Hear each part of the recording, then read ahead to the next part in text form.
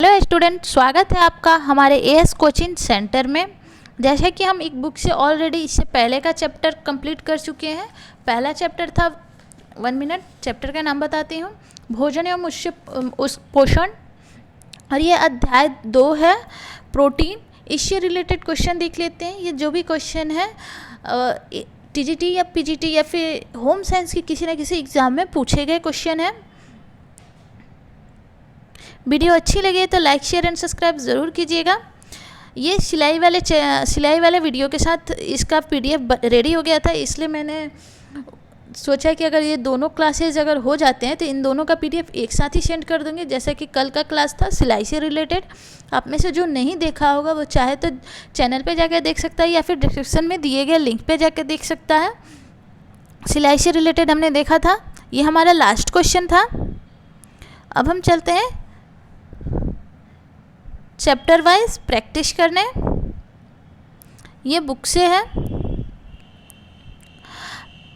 आप में से किसी ने मुझे मैसेज करके ये बोला था कि मैम ऐसे ही पीडीएफ बनाइएगा, इसलिए मैंने ऐसे बनाया, एक एक क्वेश्चन करके नहीं बनाया है। उन लोगों ने कहा था कि नहीं मैम ऐसे पीडीएफ बना के दीजिएगा, पढ़ने में इजी होता है, तो मैंने इसलिए ऐसे ही पीडीएफ बनाया है। अब देखते हैं क्वेश्चन। आज का हमारा पहला क्वेश्चन है कि मानव शरीर में प्रोटीन के प्रकार निम्नलिखित हैं। उत्तकों की वृद्धि एवं रखरखाव, वांछनीय बैक्टीरिया की वर्धक वृद्धि, पृथक के रूप में कार्य, समुचित पीएच का रखरखाव, पोषक तत्वों का संवहन। सही विकल्प का चयन करना है। यहाँ कूट में आंसर दिया हुआ है ए, बी, सी एंड डी। अब इनमें से कौन से 3 होंगे? तो मानव शरीर में प्रोटीन के प्रकार कौन से 3 हैं? तो वो है ऑप्शन नंबर डी सही होगा। ऑप्शन डी सही है, ए, डी और ई। मानव शरीर में प्रोटीन के कार्य निम्नलिखित हैं। उत्तकों की वृद्धि एवं रखरखाव, समुचित पीएच का रखरखाव, पोषक तत्वों का संवहन। ये क्वेश्चन यूजीसी नेट दिसंबर 2019 में पूछा गया है। यूजीसी नेट का क्वेश्चन है। नेक्स्ट देख लेते हैं। यूरिल एक अम्ल है, तो यूरिक एक अम्ल है, कौन सा अम्ल है? जैसे कि आंसर पहले ही शो हो गया है, यूरिक एक अम्ल है। वसा अम्ल, प्यूरिन, लिपिड या फिर लाइपोसोम। तो यूरिक एक अम्ल है, कौन सा अम्ल है? तो यूरिक एक प्यूरिन अम्ल है। ये क्वेश्चन डीएसएसबी पीजीटी 2018 में पूछा गया क्वेश्चन है। पीजीटी डीएसएसबी का पूछा गया क्वेश्चन है। नेक्स्ट देख लेते हैं। अर्ध आवश्यक अमीनो अम्ल है, तो अर्ध आवश्यक अमीनो अम्ल कौन सा है? अर्जिनिन, लुइसिन, एलामिन एवं वेलिन। तो अर्ध आवश्यक अमीनो अम्ल अर्जिनिन को बोलते हैं। ऑप्शन ए सही होगा। अर्ध आवश्यक अमीनो अम्ल अर्जिनिन है। ये एलटी 2000 यूपी के एलटी 2018 का पूछा गया क्वेश्चन है, ये वाला। अमीनो अम्ल प्रोटीन जल अपघटन के बाद वह अपनी सबसे सरलतम इकाई अमीनो अम्ल में टूट जाता है। अमीनो अम्ल प्रोटीन जल अपघटन के बाद अपनी सबसे सरलतम इकाई अमीनो अम्ल से टूट जाता है। कई अमीनो अम्ल आपस में मिलकर प्रोटीन का निर्माण करते हैं। अर्जिनिन एक अर्ध आवश्यक अमीनो अम्ल है। नेक्स्ट देखते हैं। नेक्स्ट है डोपामाइन। डोपामाइन निम्नलिखित में से किस अमीनो अम्ल द्वारा संश्लेषित की जाती है? डोपामाइन निम्नलिखित में से किस अमीनो अम्ल द्वारा संश्लेषित की जाती है? ये पीजीटी 2018 का पूछा गया क्वेश्चन है। पीजीटी 2018 का डीएसएसबी पीजीटी 2018 का पूछा गया क्वेश्चन है। डोपामाइन निम्नलिखित में से किस अमीनो अम्ल द्वारा संश्लेषित की जाती है? तो वो है मिथियोनिन। ऑप्शन ए सही होगा। डोपामाइन निम्नलिखित में से मिथियोनिन अमीनो अम्ल द्वारा संश्लेषित की जाती है। प्रोटीन 20 अमीनो अम्लों के भिन्न भिन्न संयोग शामिल होते हैं प्रोटीन में। नेक्स्ट देखते हैं। कैल्सिटोनिन डैश अमीनो अम्ल की संख्या वाला एक पेप्टाइड है। तो कैल्सिटोनिन डैश अमीनो अम्लों की संख्या वाला एक पेप्टाइड बॉन्ड है। ये क्वेश्चन डीएसएसबी पीजीटी 2018 में पूछा गया है। ये भी 2018 का पूछा हुआ क्वेश्चन है। कैल्सीटोनिन अमीनो अम्लों की संख्या वाला एक पेप्टाइड बॉन्ड है। तो 8 अमीनो अम्लों की संख्या वाला एक पेप्टाइड बॉन्ड है। ऑप्शन ए सही होगा। नेक्स्ट देखते हैं, प्रोलाइन यह एक अनावश्यक अमीनो अम्ल है। तो प्रोलाइन एक अनावश्यक अमीनो अम्ल है। असंगत, असंबंधित, गलत या फिर सही। तो ये होगा कि सही, ऑप्शन डी सही हो जाएगा। प्रोलाइन एक अनावश्यक अमीनो अम्ल है। नेक्स्ट देखते हैं, ये कथन वाले हो गए। एक क्वाशियोरकर बालक में निचले अंगों में सूजन आ जाता है। कारण, वृक्क सोडियम को बाहर निकालने में असमर्थ रहता है, अतः जल पुनः संकलित हो जाता है।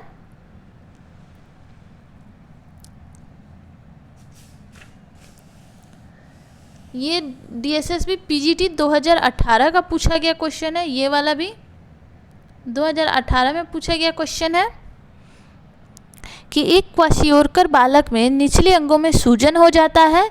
वृक्क सोडियम, और कारण में बताया गया है कि वृक्क सोडियम को बाहर निकालने में असमर्थ रहती है, अतः जल पुनः संकलित हो जाता है। तो इसका क्या होगा? इसका ऑप्शन ए सही होगा। ए असत्य है परंतु आर सत्य है। ए असत्य है परंतु आर असत्य है। अब हम देख लेते हैं क्वाशियोरकर के बारे में। क्वाशियोरकर 1 से 4 वर्ष के बच्चों में होता है। यह प्रोटीन की कमी के कारण होता है। शरीर में प्रोटीन की कमी से सूजन आ जाती है। शरीर के सभी कोशिकाओं एवं ऊतकों में पानी भर जाता है। सूजन की मात्रा, प्रोटीन की कमी, रक्तवारी में एल्बुमिन की कमी नामक एक जल की अधिकता आदि पर निर्भर करती है। सूजन के कारण बच्चा तंदुरुस्त दिखता है और हाथ पांव मोटे फूले से दिखते हैं। नेक्स्ट देखते हैं, न्यूक्लिक अम्ल। न्यूक्लिक अम्ल न्यूक्लियोटाइड के डैश है। न्यूक्लिक अम्ल न्यूक्लियोटाइड के डैश है। अंतःरूपी, बाह्यरूपी, बहुलक या फिर इनमें से कोई नहीं। ये भी DSSB PGT 2018 का पूछा गया क्वेश्चन है। बहुलक या फिर इनमें से कोई नहीं। तो इसका आंसर होगा ऑप्शन सी, बहुलक सही होगा। न्यूक्लिक और न्यूक्लियोटाइड बहुलक है। नेक्स्ट क्वेश्चन देखते हैं, जेल्डाल्डे विधि द्वारा प्रोटीन के निर्धारण के लिए सही क्रम है। तो जेल्डाल्डे विधि द्वारा प्रोटीन के निर्धारण के लिए सही क्रम कौन सा है? इसमें ऑप्शन ए सही होगा। सबसे पहले आएगा नमूनों का सुखाना व तौलना। नमूनों को सुखाना एवं तौलना, ऑप्शन ए। फिर आएगा ट्राइटेशन, ऑप्शन 4।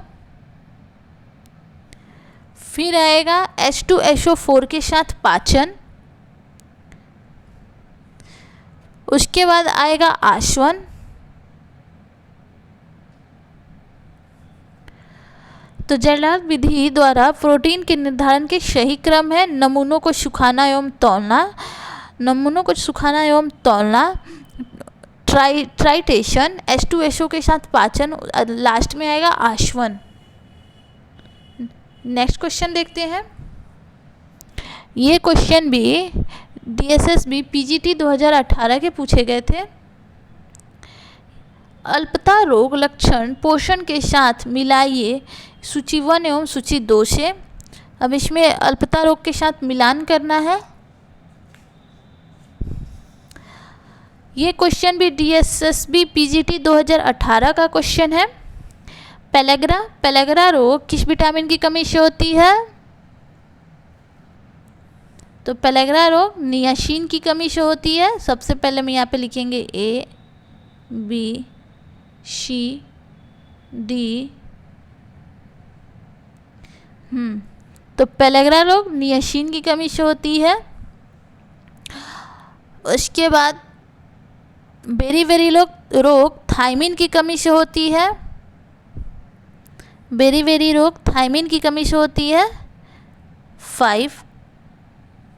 नेक्स्ट देखेंगे कोइलोनेकिया किसकी कमी से होती है? तो वो होती है लोहे की कमी से। कोटलोनेकिया लोहा की कमी से होती है, ऑप्शन ए। नेक्स्ट है जिरेफोथैलेमिया, ये किसकी कमी से होती है? ये किससे संबंधित है? तो ये रेटिना संबंधित है, ऑप्शन 4। तो 2, 5, 1, 4 2, 5, 1, 4 ऑप्शन सी में है, ऑप्शन सी सही होगा। नेक्स्ट देखते हैं, वृद्धि का अभाव, चिड़चिड़ापन तथा परिवर्तन और बालों में परिवर्तन, ये सारे किसके लक्षण हैं? PEM की कमी, फ्लोरोसिस की कमी, क्वाशियोरकर या फिर सूखा रोग। वृद्धि का अभाव, चिड़चिड़ापन, त्वचा परिवर्तन और बालों में परिवर्तन, ये सारे किसके लक्षण हैं? ये भी DSSB PGT 2018 में पूछा गया क्वेश्चन है ये। तो इसका आंसर होगा ऑप्शन सी, क्वाशियोरकर। वृद्धि का अभाव, चिड़चिड़ापन तथा परिवर्तन और बालों में परिवर्तन, ये सारे क्वाशियोरकर के लक्षण हैं।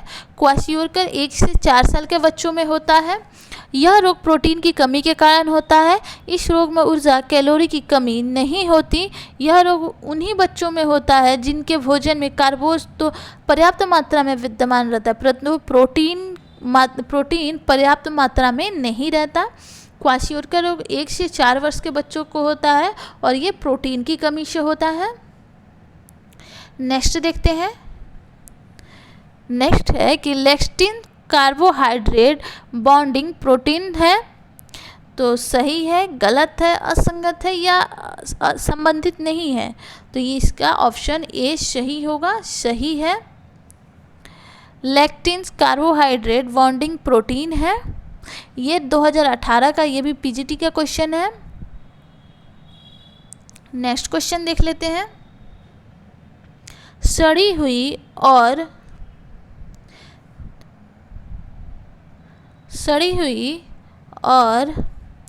अमोनिया जैसी गंध उत्पन्न करने के लिए बैक्टीरिया द्वारा भोजन का कौन सा घटक पचाया जाता है?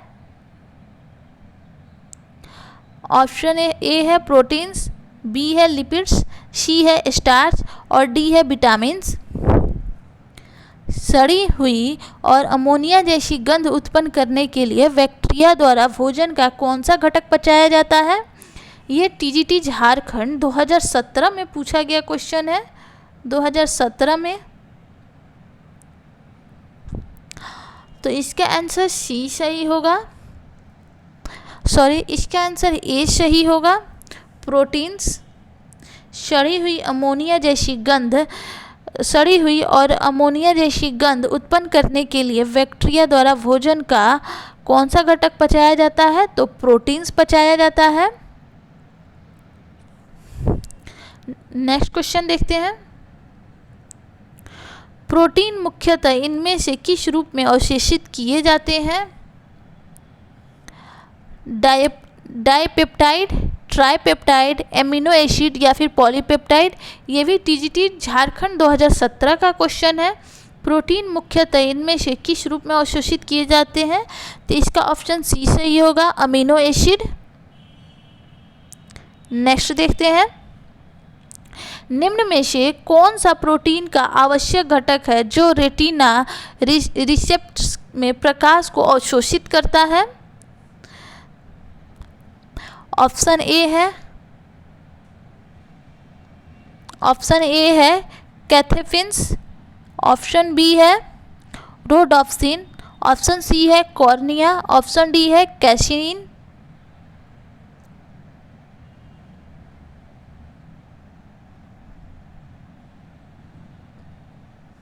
तो निम्न में से कौन सा प्रोटीन का आवश्यक घटक है जो रेटिना रिसेप्टर्स में प्रकाश को अवशोषित करता है? ये भी TGT झारखंड 2017 का क्वेश्चन है। इसका ऑप्शन होगा रोडोप्सिन। अब हम रोडोप्सिन के बारे में थोड़ा सा जान लेते हैं। रोडोप्सिन प्रोटीन का आवश्यक घटक है जो रेटिना रिसेप्टर्स में प्रकाश को अवशोषित करता है। जिस वस्तु को हम देखना चाहते हैं उस पर प्रकाश पड़ना चाहिए, उस वस्तु से प्रकाश की किरणें आँखों में पहुँचती हैं और कॉर्निया पारदर्शक द्रव पुतली तथा लेंस द्वारा अंदर के पारदर्शक द्रव में से गुजरकर दृष्टिपटल पर केंद्रित होती है, किंतु वस्तु का उल्टा प्रतिबिंब दृष्टिपटल पे बनता है। दृष्टि तंत्रिकाएं उसका संदेश मस्तिष्क में पहुंचाती हैं जहां उनका स्पष्टीकरण होता है। ये क्वेश्चन भी कई बार पूछा जाता है कि किसी वस्तु का प्रतिबिंब कैसा बनता है, तो उल्टा बनता है, हमारे दृष्टिपटल पे उल्टा बनता है। नेक्स्ट देखते हैं, मानव शरीर में प्रोटीन का मुख्य कार्य निम्न में से कौन सा है? तो मानव शरीर में प्रोटीन का मुख्य कार्य निम्न में से कौन सा है? कब्ज को रोकती है, हड्डियों को और दांतों को मजबूत बनाती है, दृष्टि को सुधारती है, या फिर ऊतकों को मरम्मत करती है। ये भी टीजीटी झारखंड 2017 का पूछा गया क्वेश्चन है। इसका ऑप्शन डी सही होगा। इसका ऑप्शन डी सही होगा।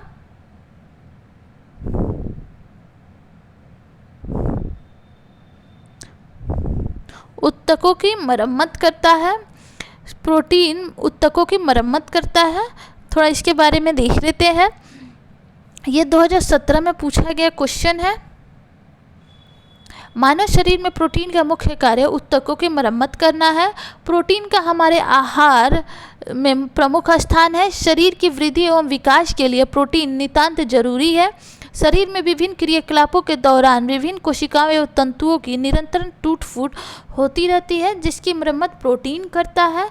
रक्त, मांसपेशियां, यकृत, अस्थि के तंतु, त्वचा, बाल आदि के निर्माण के लिए प्रोटीन आवश्यक है। प्रत्येक कोशिकाएं प्रोटीन की बनी होती हैं। इस प्रकार हम पाते हैं कि जीवित रहने के लिए प्रोटीन अनिवार्य है। इसलिए प्रोटीन को शरीर की आधारशिला की संज्ञा दी गई है। नेक्स्ट देखते हैं, आवश्यक अमीनो एसिड कौन है? आइसोल्यूसिन, ग्लाइसिन, एलानिन या फिर प्रोलाइन। तो आवश्यक अमीनो एसिड कौन सा है? तो इसका ऑप्शन ए सही होगा। आवश्यक अमीनो एसिड आइसोल्यूसिन है। आइसोल्यूसिन आवश्यक अमीनो अम्ल में से एक है। अमीनो अम्ल प्रोटीन जल अपघटन के बाद वह अपनी सबसे सरलतम इकाई अमीनो अम्ल में टूट जाता है। अमीनो अम्ल प्रोटीन जल अपघटन के बाद वह अपनी सरलतम इकाई अमीनो अम्ल में टूट जाता है। अतः अमीनो अम्ल प्रोटीन की लघुत्तम इकाई है। कई अमीनो अम्ल आपस में मिलकर प्रोटीन का निर्माण करते हैं, इसलिए अमीनो अम्ल को प्रोटीन का आधारीय स्तंभ कहा गया है। तो प्रोटीन का आधारीय स्तंभ किसे कहा गया है? तो अमीनो अम्ल को कहा गया है। नेक्स्ट क्वेश्चन है कि अर्ध आवश्यक अमीनो अम्ल है। तो अर्ध आवश्यक अमीनो अम्ल कौन सा है? ल्यूसीन, एलानिन, वेलिन या फिर अर्जिनिन। ये LT 2018 में पूछा गया क्वेश्चन है। ये LT 2018 में पूछा गया क्वेश्चन है। अर्ध आवश्यक अमीनो अम्ल है ल्यूसीन, एनालिन, वेलिन या फिर अर्जिनिन। तो इसका ऑप्शन बी सही होगा। एलानिन एक अर्ध आवश्यक अमीनो अम्ल है। नेक्स्ट क्वेश्चन देखते हैं, यह अमीनो एसिड नियासिन का प्रारंभिक रूप है। तो कौन सा अमीनो एसिड नियासिन का प्रारंभिक रूप है? वेलिन, मेथियोनिन, ट्राइफोफेन या फिर टायरोसिन। तो कौन सा है? तो इसका ऑप्शन सी सही होगा, ट्राइटोफेन। ये नियासिन के प्रारंभिक रूप है, ट्राइप्टोफेन। ट्राइप्टोफेन के बारे में थोड़ा सा जान लेते हैं। ट्राइप्टो अमीनो एसिड नियासिन का प्रारंभिक रूप है। हमारे शरीर तथा भोजन की सभी प्रोटीन अमीनो अम्ल नामक मूल इकाइयों से बनी होती है। मनुष्य के शरीर की प्रोटीन के निर्माण के लिए 20 अमीनो अम्ल की आवश्यकता होती है। इनमें से कई अमीनो अम्ल का संश्लेषण शरीर के भीतर अन्य अमीनो अम्ल या सरल पूर्ववर्ती इकाइयों से हो जाता है। 10 आवश्यक अमीनो अम्ल होते हैं और 10 अनावश्यक अमीनो अम्ल होते हैं। जो 10 अनावश्यक होते हैं इनका निर्माण हमारे शरीर खुद कर लेता है, और जो 10 आवश्यक होते हैं इन्हें हमें भोजन के थ्रू अपने शरीर के अंदर करना होता है, वो हमें भोजन से प्राप्त होते हैं। नेक्स्ट देख लेते हैं, निम्न में से अपूर्ण प्रोटीन कौन सा है? तो अपूर्ण प्रोटीन कौन सा है? चावल की प्रोटीन, जेलेटिन, बाल प्रोटीन या फिर अंडा प्रोटीन, दाल प्रोटीन या फिर अंडा प्रोटीन। तो इसका ऑप्शन बी सही होगा, जेलेटिन। जेलेटिन अपूर्ण प्रोटीन है। ये जीआईसी 2017 का क्वेश्चन पूछा गया है। जीआईसी 2017 में पूछा गया था। जेलेटिन एक अपूर्ण प्रोटीन है। प्रोटीन एक ऐसा कार्बनिक यौगिक है जिसका निर्माण 20 प्रकार के अमीनो अम्लों द्वारा होता है तथा प्रोटीन में मुख्यतः कार्बन, ऑक्सीजन, हाइड्रोजन तथा नाइट्रोजन होते हैं। इसके अतिरिक्त प्रोटीन के कुछ प्रकारों में फास्फोरस एवं सल्फर की भी अल्प मात्रा होती है। प्रोटीन शरीर की वृद्धि तथा विकास में महत्वपूर्ण योगदान देता है। प्रोटीन में उपस्थित नाइट्रोजन शरीर की वृद्धि में विशेष रूप से सहायता करती है। नेक्स्ट देखते हैं, प्रोटीन विश्लेषण की सबसे अधिक उपयोग होने वाली विधि है। 23 नंबर क्वेश्चन है, प्रोटीन विश्लेषण की सबसे अधिक उपयोग होने वाली विधि है जलडाल विधि, फिनोल सल्फ्यूरिक एसिड विधि, सेक्सलेट विधि या फिर उपरोक्त में से कोई नहीं। यह भी जीआईसी 2017 का ही पूछा गया क्वेश्चन है। तो कौन सा आंसर इसका सही होगा? तो इसका आंसर होगा ऑप्शन ए, जलडाल विधि। प्रोटीन विश्लेषण की सबसे अधिक उपयोग होने वाली विधि जलडाल विधि है। प्रोटीन का हमारे आहार में प्रमुख स्थान है। प्रोटीन भोजन के 3 कार्यों को पूरा करता है। अब उन 3 कार्यों को हम देख लेते हैं। पहला कार्य है शरीर की वृद्धि, विकास, तंतुओं का नव निर्माण तथा मरम्मत एवं रखरखाव, ये प्रोटीन का पहला कार्य है। दूसरा कार्य देख लेते हैं। तो दूसरा कार्य है कि शरीर की महत्वपूर्ण क्रियाओं को नियंत्रित रखना, ये दूसरा कार्य है। और तीसरा कार्य देख लेते हैं। तीसरा कार्य है कि अतिरिक्त प्रोटीन द्वारा ऊर्जा की प्राप्ति भी होना, ये तीसरा कार्य है। प्रोटीन ग्रीक भाषा के शब्द प्रोटियोस से बना है।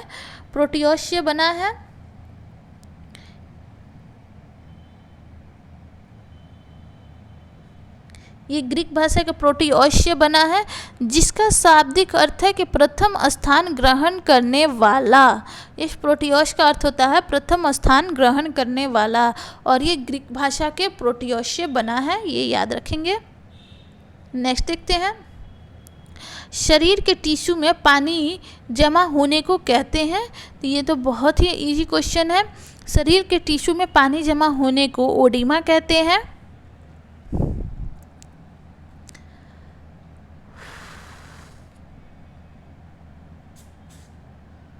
शरीर के टिश्यू में पानी जमा होने को ओडिमा कहते हैं। अब आते हैं, थोड़ा हम ओडिमा के बारे में देख लेते हैं। ये टीजीटी 2014 का क्वेश्चन है। उत्तराखंड टीजीटी 2014 में पूछा गया क्वेश्चन है। उत्तराखंड का ओडिमा शरीर में प्रोटीन की कमी सूजन हो जाती है। प्रोटीन की कमी के कारण सूजन हो जाती है। शरीर के सभी कोशिकाओं एवं ऊतकों में पानी भर जाता है। सूजन की मात्रा प्रोटीन की कमी, रक्तवारी एल्बुमिन की कमी नामक एक जल पर निर्भर करती है। सूजन सबसे पहले पंजों एवं पैरों पर आती है। सूजन के कारण बच्चे तंदुरुस्त दिखते हैं एवं हाथ पांव मोटे और फूले हुए दिखते हैं। नेक्स्ट देखते हैं, प्रोटीन में कितने प्रतिशत लगभग नाइट्रोजन होती है? तो प्रोटीन में कितने प्रतिशत नाइट्रोजन होती है? ये एमपी पीएचडी इंट्रेंस एग्ज़ाम का क्वेश्चन है, 2015 में पूछा गया था। तो प्रोटीन में कितने प्रतिशत नाइट्रोजन होती है? तो इसका ऑप्शन बी सही होगा, 14 से 20%।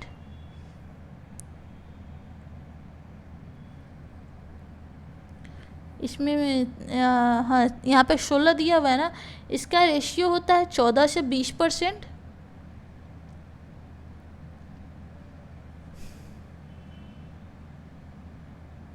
इसका रेशियो होगा 14 से 20%, 14 से 20%।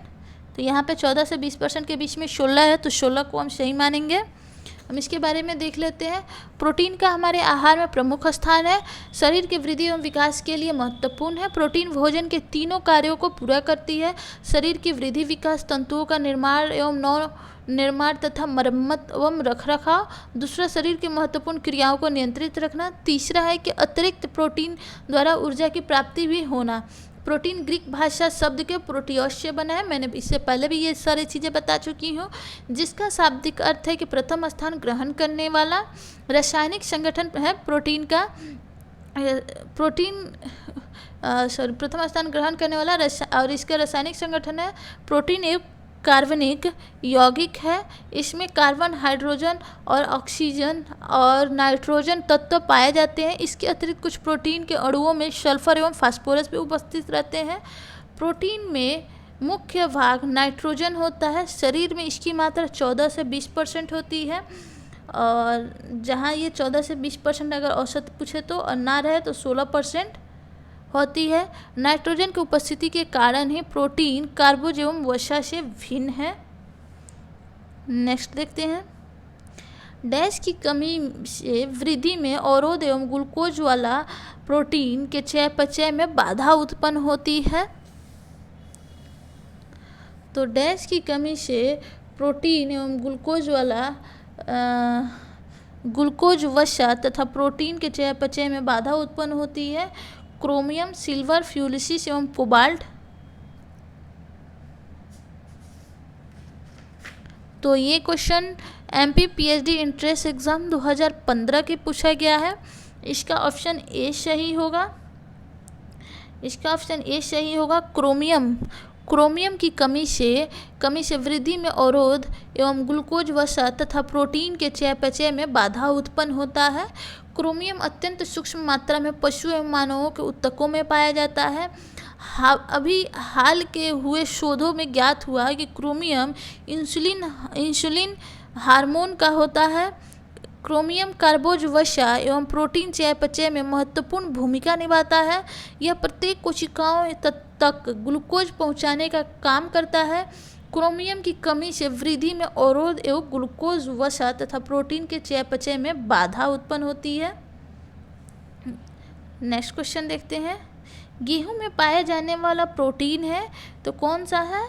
ये भी बहुत ही ईजी है, आप सब रटे होंगे। तो गेहूं में पाया जाने वाला प्रोटीन है वो है ग्लूटीन। गेहूं में पाया जाने वाला प्रोटीन ग्लूटीन है।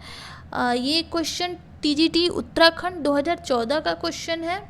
गेहूं में दो तरह के प्रोटीन होते हैं, एक होते हैं ग्लूटीन और दूसरे होता है ग्लाइडिन। ग्लूटीन तथा ग्लाइडिन इन दोनों ही प्रोटीन को सम्मिलित रूप से ग्लूटीन कहते हैं।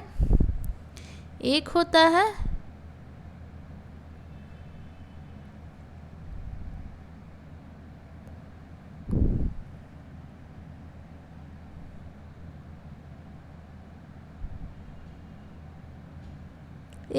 ग्लूटेनिन, ये पहला है,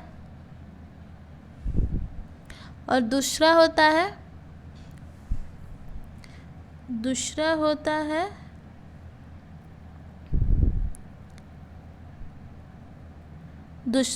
है ग्लाइडिन। और इन दोनों का सम्मिलित रूप ही ग्लूटीन कहलाता है।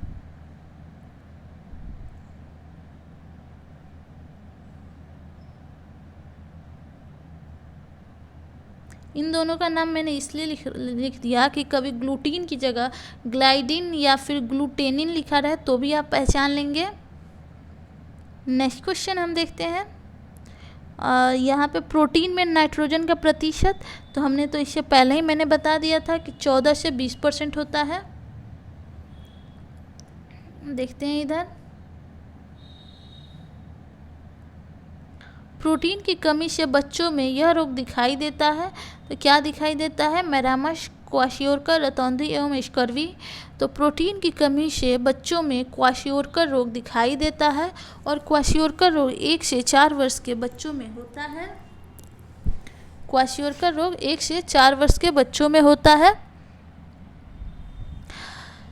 केवल प्रोटीन की कमी से क्वाशियोरकर रोग होता है और यह 1 से 4 वर्ष के बच्चों में होता है। और मैरामश प्रोटीन एवं ऊर्जा दोनों की कमी से होता है।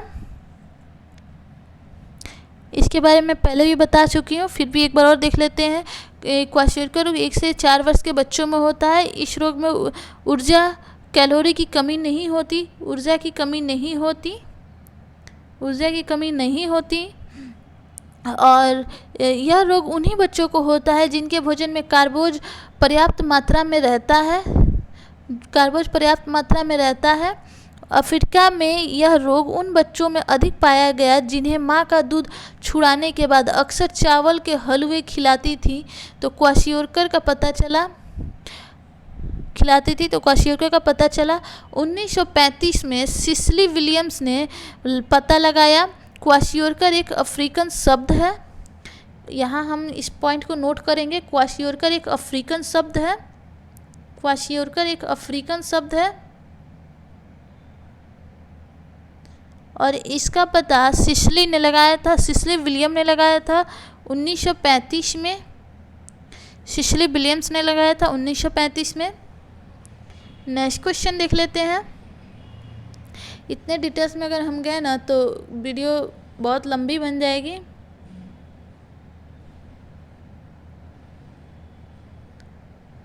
अब अगर आप कहेंगे तो मैं नेक्स्ट वीडियो में केवल आंसर बताती जाऊंगी।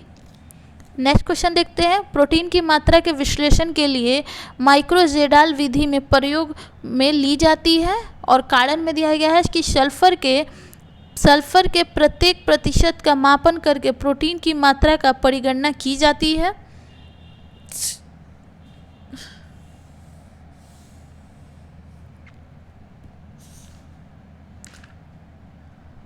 प्रोटीन के मात्रा का विश्लेषण के लिए माइक्रोजेडाल विधि में उपयोग में ली जाती है।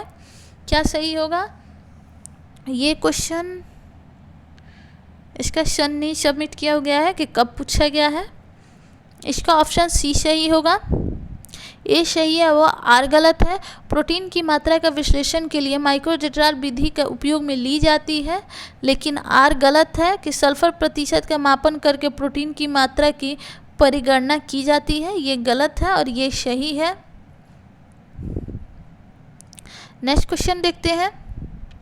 अनिवार्य समझे जाने वाले कुछ अमीनो अम्ल आहार में प्रोटीन से प्राप्त करने होते हैं। ये मैंने आपको पहले ही बताया था, क्योंकि वह मानव देह में संश्लेषित नहीं होते। तो इसका आंसर ए और आर दोनों सत्य होंगे।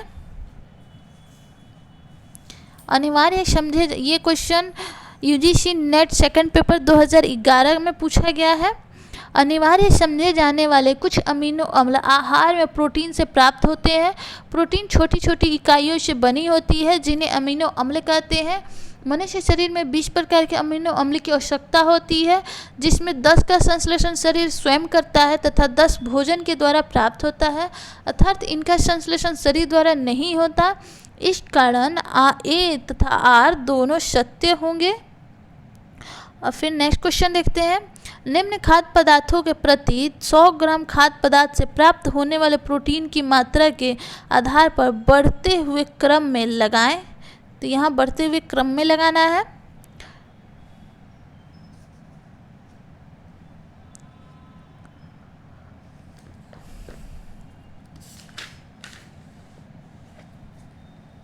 पहला है मुर्गी का अंडा, फिर दूसरा है बादाम, तीसरा सफ़ेद डबल रोटी, चौथा है राजमा और पांचवा है भैंस का दूध।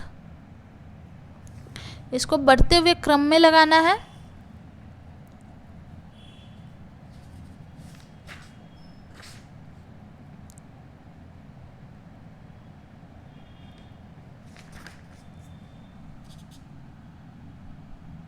तो इसका आंसर होगा ऑप्शन सी। ऑप्शन सी इसका आंसर सही होगा। सबसे पहले आएगा भैंस का दूध, फिर आ जाएगा आपका सफ़ेद डबल रोटी, देन आएगा मुर्गी का अंडा, फिर उसके बाद आएगा बादाम, और उसके बाद आ जाएगा आपका राजमा। राजमा आ जाएगा, ये सही है। ये क्वेश्चन जुलाई 2018 में पूछा गया है यूजीसी नेट में। खाद्य पदार्थों के प्रति 100 ग्राम खाद्य पदार्थ से प्राप्त होने वाले प्रोटीन की मात्रा। नेक्स्ट क्वेश्चन देख लेते हैं। प्रोटीन की घटती हुई मात्रा के क्रम निम्नलिखित खाद्य पदार्थों को व्यवस्थित करें। डबल रोटी और चीज़, पनीर, मक्खन, उबला हुआ अंडा। अब यहाँ देखना है सबसे पहले क्या आएगा। ये भी क्वेश्चन यूजीसी नेट 2012 में पूछा गया है।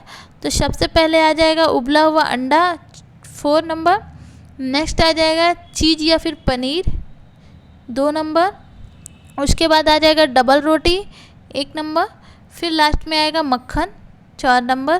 तो ऑप्शन इसका डी सही होगा। ये यूजीसी नेट 2012 में पूछा गया क्वेश्चन है। नेक्स्ट क्वेश्चन है कि आवश्यक वसा अम्लों में शामिल होता है। आवश्यक वसा अम्लों में शामिल होता है, ये पीजीटी 2019 का पूछा हुआ क्वेश्चन है। तो इसका ऑप्शन होगा ऑप्शन डी सही होगा, लिनोलिक अम्ल और लिनोलेनिक अम्ल। आवश्यक वसा अम्लों में लिनोलिक अम्ल और लिनोलेनिक अम्ल शामिल है। लिनोलिक अम्ल पोषण की दृष्टि से अत्यंत आवश्यक है। यह तेलों में बहुतायत पाया जाता है। एंड लिनोलिक अम्ल रक्तवाहिनियों को अर्ध परागम्य बनाता है। इस कारण गर्मी के मौसम में शरीर से निकलने वाले पसीनों को नियंत्रित करता है। इसका कार्य भी बता दिया मैंने। नेक्स्ट क्वेश्चन देखते हैं। धात्री माता, नेक्स्ट क्वेश्चन है कि धात्री माता 0 से 6 माह के लिए प्रोटीन की प्रस्तावित मात्रा ICMR 2010 है। ये 2010 के अनुसार है। यूजीसी नेट 2018 में पूछा गया था। तो इसका ऑप्शन होगा ऑप्शन डी 74 ग्राम प्रतिदिन। शिशु, बालक या फिर किशोर, गर्भवती एवं स्तनपान कराने वाली माताओं में प्रोटीन की मांग अधिक होती है। वृद्ध में प्रोटीन की मांग बढ़ जाती है। इसके अतिरिक्त ऑपरेशन के बाद जलने पे मैरामा, सूजन, क्वाशोर, रक्त अल्पता, बुखार आदि की स्थिति में प्रोटीन की मांग बढ़ जाती है। सन 1933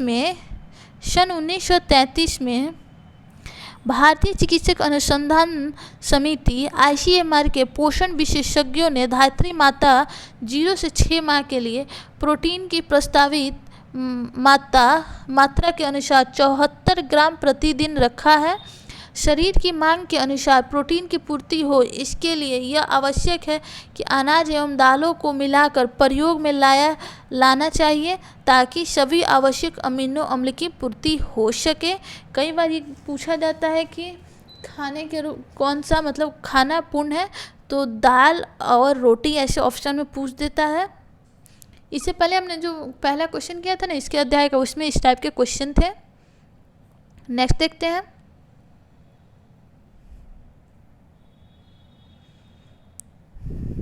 आवश्यक अमीनो एसिड में से एक है। तो आवश्यक अमीनो एसिड में से एक है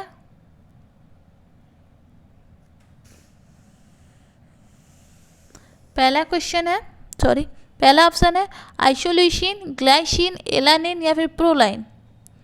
तो आवश्यक अमीनो एसिड में से एक है। ये क्वेश्चन हमने कर लिया है क्या? सॉरी,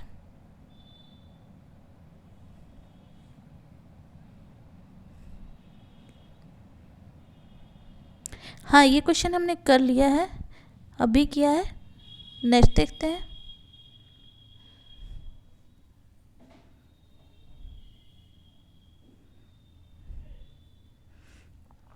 डैश प्राकृतिक बहुलक है। ऑप्शन डी प्रोटीन, डैश प्राकृतिक बहुलक है, तो प्रोटीन। ये टीजीटी 2019 में पूछा गया क्वेश्चन है। प्रोटीन प्राकृतिक बहुलक है। प्रोटीन शरीर में उपस्थित सभी तत्वों में एक महत्वपूर्ण तत्व है। प्रोटीन शरीर की वृद्धि एवं विकास के लिए आवश्यक है। जैसा कि हम सभी जानते हैं, कोशिकाएं प्रोटीन की बनी होती हैं। नेक्स्ट क्वेश्चन है अमीनो अम्ल। अमीनो अम्ल जितना संश्लेषण शरीर नहीं कर सकता वे डैश अमीनो अम्ल कहलाते हैं, तो कौन सा? गैर आवश्यक, आवश्यक, आंशिक या फिर साधारण। तो इसके बारे में मैंने आपको पहले ही बहुत अच्छे से बता चुका है। इसका ये टीजीटी 2019 में पूछा गया क्वेश्चन है। तो गैर आवश्यक अमीनो अम्ल शरीर संश्लेषित कर लेता है और जिनका नहीं कर पाता उसे आवश्यक बोलते हैं। ऑप्शन बी सही होगा। अमीनो अम्ल जिनका संश्लेषण शरीर नहीं कर सकता उसे आवश्यक अमीनो अम्ल बोलते हैं। अब तक कुल 22 प्रकार के अमीनो अम्ल का पता चला है जो हमारे भोजन एवं शरीर में पाए जाते हैं। इनमें से 10 अम्ल ऐसे होते हैं जो हमारे शरीर में पाए जाते हैं। इनमें से 10 ऐसे होते हैं जो हमारे शरीर एवं वृद्धि एवं विकास के लिए अत्यंत ही महत्वपूर्ण होते हैं। ये आवश्यक अमीनो अम्ल कहलाते हैं। इन्हें भोजन द्वारा लेना आवश्यक होता है क्योंकि इनके बिना शरीर की वृद्धि एवं विकास अवरुद्ध हो जाती है। इनका निर्माण हमारे शरीर में नहीं होता। इनकी कमी से शरीर की बढ़वार रुक जाती है क्योंकि शरीर में न तो नए कोशिका का निर्माण हो पाता और न ही क्षतिग्रस्त कोशिकाओं के एवं तंतुओं की मरम्मत हो पाती है। नेक्स्ट क्वेश्चन देखते हैं। प्रोटीन की घटती मात्रा के क्रम निम्नलिखित खाद्य पदार्थों को व्यवस्थित करें। तो ये क्वेश्चन यूजीसी नेट का है, 2010 में पूछा गया है। इसका ऑप्शन डी सही होगा। सबसे पहले आएगा हीमोग्लोबिन स्तर में गिरावट, 3 नंबर। उसके बाद आएगा शरीर में आरक्षित लौह भंडार का निषेचन, 4 नंबर। फिर आएगा अस्थि मज्जा में स्टेनेबल आयरन का घटना, 2। फिर लास्ट में आएगा एक नंबर सीरम फेरिटिन स्तर में गिरावट। हमारे शरीर में लोहे की आवश्यकता अत्यंत ही कम होती है। सामान्यतः लौह तत्वों की पूर्ति हमारे शरीर द्वारा ग्रहण की गई भोज्य सामग्री से ही ग्रहण हो जाती है, परंतु जब शरीर में लोहे की कमी हो जाती है तो ये सारे लक्षण उत्पन्न होते हैं जो कि अभी हमने बताया। नेक्स्ट क्वेश्चन है कि निम्नलिखित एक सल्फर युक्त अमीनो एसिड है। निम्नलिखित में से कौन सल्फर युक्त अमीनो एसिड है? तो वो है मिथ्योनिन। और ये क्वेश्चन यूजीसी नेट 2009 में पूछा गया है। मिथ्योनिन ये पूर्ण प्रोटीन के अंतर्गत आता है। मिथ्योनिन जिसमें सल्फर होता है यह अधिकांश प्रोटीन और पोषण सारणी में पाया जाता है। अमीनो एसिड जीवन को तो बनाए रखता है परंतु शरीर की वृद्धि एवं विकास में बहुत ही उपयोगी नहीं होता। नेक्स्ट क्वेश्चन है कि एक क्वाशियोरकर शिशु की टांग एडिमा ग्रसित होती है। दूसरा है कारण कि गुर्दा सोडियम उत्सर्जित करने में सक्षम नहीं होता जिसके फलस्वरूप शरीर में पानी इकट्ठा हो जाता है। तो इसका क्या होगा?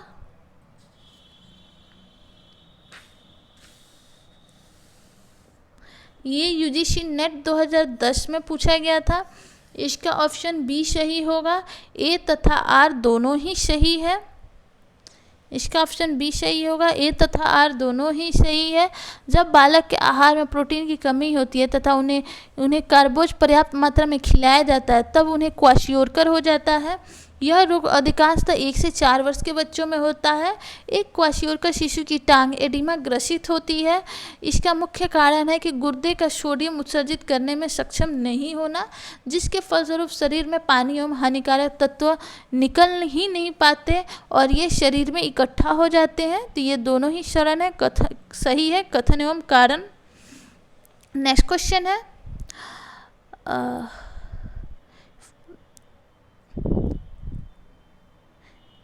आज हम यहीं पे अपना वीडियो एंड करते हैं। इसके बाद हम नेक्स्ट देख लेंगे। इसमें क्वेश्चन है लगभग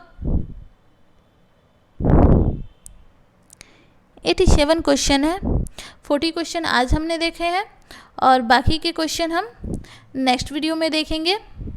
वीडियो आपको कैसी लगी, अच्छी लगी तो लाइक शेयर एंड सब्सक्राइब ज़रूर कीजिएगा। आगे के 40 क्वेश्चन कराने के बाद इसका PDF टेलीग्राम पे आपको शेयर कर दिया जाएगा। टेलीग्राम का लिंक डिस्क्रिप्शन में दिया गया है, आप वहाँ से ज्वाइन कर सकते हैं। वीडियो अच्छी लगी तो लाइक शेयर सब्सक्राइब ज़रूर कीजिएगा, क्योंकि आपका एक लाइक, एक शेयर, एक सब्सक्राइब मुझे मोटिवेट करता है। तो मुझे मोटिवेट करते रहिए ताकि मैं ऐसे ही वीडियो लाती रहूँ। Thanks for watching.